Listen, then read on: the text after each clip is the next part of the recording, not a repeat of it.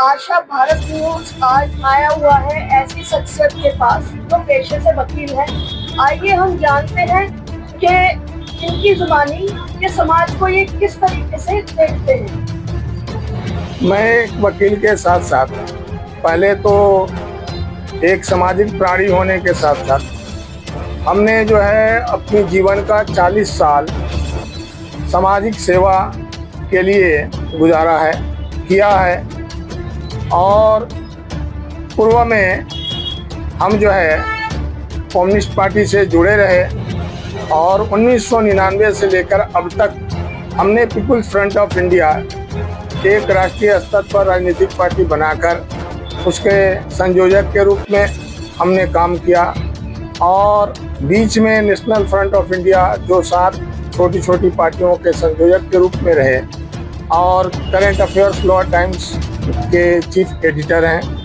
हम जो है काफ़ी समय से समाज की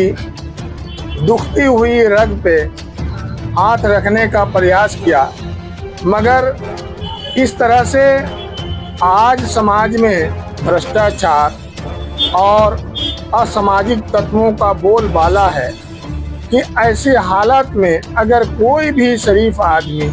कोई भी जागरूक आदमी अगर अपनी बातों को लेकर आगे बढ़ता है तो उसको काफ़ी कठिनाइयों का सामना करना पड़ता है, उसे काफ़ी टकराव की स्थिति में आनी पड़ती है।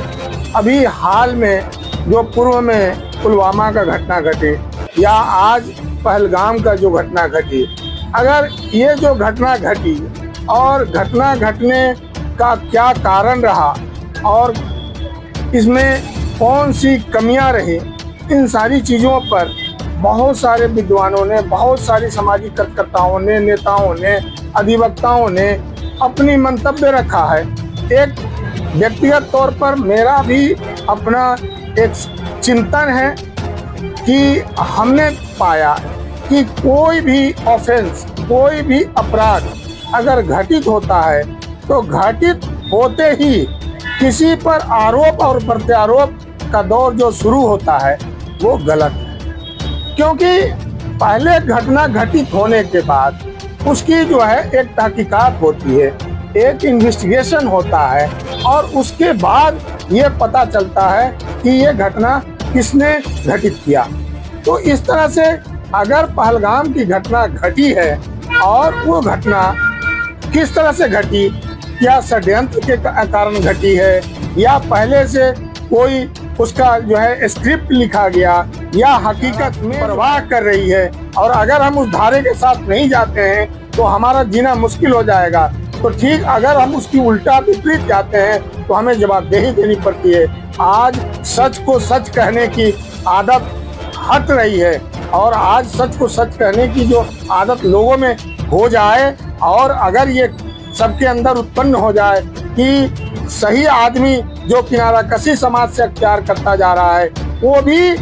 इसका कसूरवार है कि अगर वो सही सत्य रास्ते पर चलने वाला है तो आज उसे आकर के इस बात को कहना पड़ेगा, कहना चाहिए कि हाँ ये सत्य है। तभी जाकर के जो समाज में अराजकता है या राजनीतिक में जो अपराधीकरण हो रहा है, जो कुर्सी से चिपक करके कुछ भी करने को तैयार हैं, मानव हत्या करने को तैयार हैं या